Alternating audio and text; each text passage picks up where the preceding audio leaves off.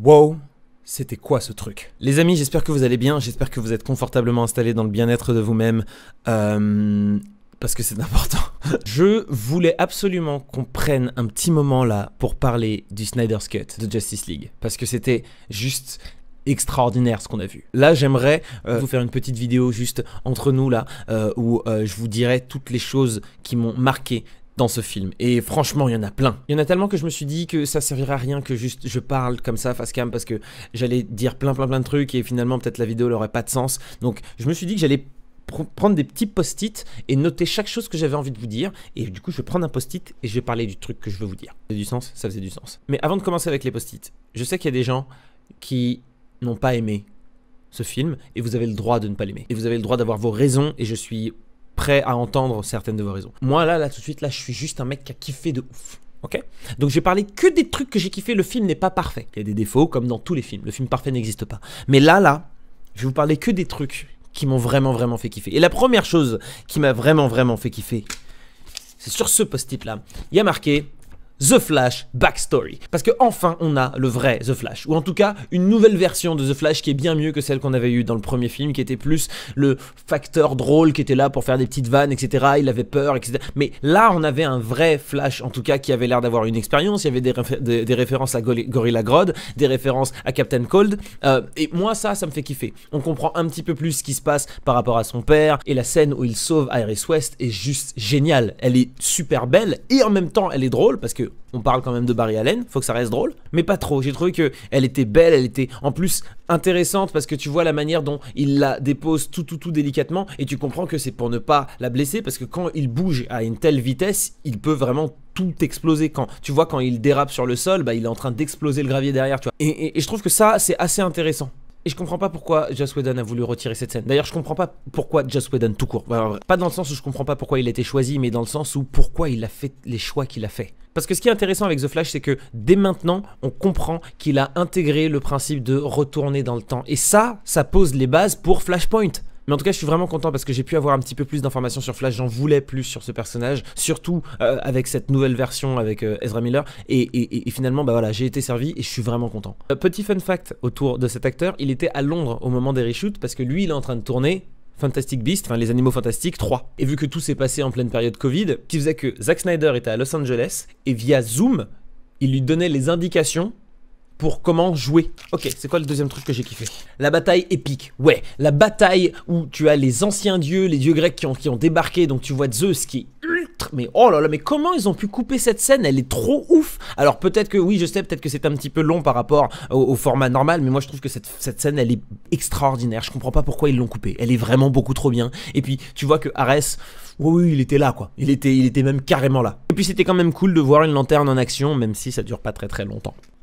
Allez, next.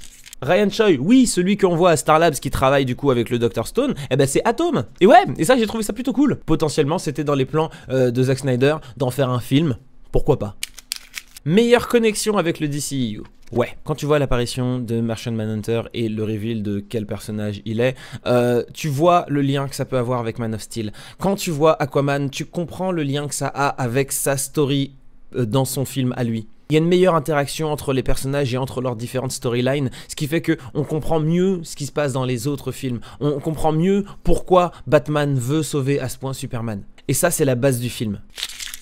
Cyborg. J'imagine quand l'acteur Ray Fisher il a signé pour Justice League et qu'il avait lu le script version Snyder's Cut, et que quand après il a vu qu'au fur et à mesure que Joss Whedon était en train de reprendre le projet, son rôle disparaissait, je me dis que ça a dû lui faire tout drôle et qu'il devait pas être content. Le cyborg qu'on a dans la version de Joss Whedon n'a rien à voir avec le cyborg qu'on a dans la version Justice League Zack Snyder. Je rigole bien évidemment, chacun a le droit de choisir son Justice League. Si tu as préféré le premier, préfère-le. Si tu as préféré le second, préfère-le. Moi en ce qui me concerne, le Justice League ce sera le Snyder's Cut. Cyborg, son histoire elle est tellement intéressante, sa backstory, le sacrifice de son père, comment on a pu retirer ce truc là, c'était vraiment super important parce que ça donnait une véritable justification au comment on retrouve les pierres. Enfin je sais pas, écoute, je vais pas prétendre comprendre ce qui s'est passé dans la tête de Joss Whedon, certains diront que c'était purement mal intentionné, j'en sais rien, j'y étais pas, je vais pas faire genre je sais. Tout ce que je sais en tout cas, c'est que le personnage de Cyborg est tous les autres personnages ont été bien plus développés dans le Snyder's Cut. Tu me diras, là cette fois il avait 4 heures. Toujours est-il que là on comprend vachement plus l'importance de Cyborg, et puis la scène où son père via le dictaphone lui explique ses pouvoirs le rendent beaucoup plus badass. Tu comprends beaucoup plus pourquoi Cyborg fait la tronche tout le long, parce qu'au début juste il apparaît comme quelqu'un de méchant, mais enfin pas méchant, mais en tout cas genre vraiment triste et tellement seul qu'il a envie d'être méchant envers les autres. Et là tu comprends plus parce que au-delà de sa rancœur qu'il a contre l'humanité, juste le fait d'être vivant ça l'énerve, et ben là tu vois qu'il a une rancœur personnelle contre son père et tu comprends pourquoi. Parce qu'il n'était pas là ce match-là et que s'il avait été là, sa mère serait encore en vie. Ça c'est un élément qui est super important pour comprendre le cheminement psychologique et puis même pour comprendre pourquoi il fait certains choix et pourquoi il agit d'une certaine manière. Forcément tout le monde a les yeux rivés par rapport à cette affaire quand on sait qu'il y a les investigations et toute cette affaire. J'ai pas envie qu'on en parle, d'accord? Attendons d'en savoir plus. Beaucoup de gens parlent vite. Attendons avant d'accuser qui que ce soit de quoi que ce soit. Steppenwolf. Comment il est badass! Encore une fois, le personnage est mieux développé, mais 4 heures, au moins sur le côté visuel. Oh! Qu'est-ce qu'il est cheaté! Avec son armure, le moment avec les flèches là, il fait boum, et puis les flèches elles se barrent là. Oh là là! J'étais choqué. Non, tout le monde c'est obligé. Toi aussi t'as fait... Oh, c'est obligé quand il a fait ce petit truc là. Oh. Non, c'est sûr. Là, on avait un vrai méchant. Un vrai méchant, vraiment dur à battre, sauf pour Superman, qui d'un seul coup, genre Superman, il explose qui... Enfin, wesh, Superman, c'est comment? Faut qu'il meure plus souvent le poteau, hein, parce qu'il est mort, il est revenu, et puis là, il explose, waouh, waouh. Il me reste plus que 3 post-it. Darkseid, la vision du futur. Oui, parce que Darkseid, oui, on le voit un petit peu à distance, etc. Mais en réalité, ça, c'est pas ce qui m'intéresse le plus. Il avait en effet pour projet de revenir, mais ça, on en parlera sur l'autre post-it. Mais là, ce que j'ai vraiment trouvé intéressant, c'est dans cette vision du futur où tu comprends que Darkseid va finir par contrôler la Terre, va finir par rendre la Terre une sorte de version de sa propre planète à lui. À chaque fois, je galère à prononcer le blast de cette Acropolis, Acopolypse,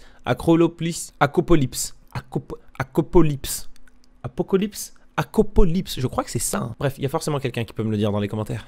Je réalise que je peux pas parler de Darkseid sans parler de ce post-it aussi, c'est l'équation anti-vie, parce que ça, j'en avais déjà parlé dans une vidéo, c'était pendant le clash des super-héros. Darkseid, il a l'équation d'anti-vie. Les quoi?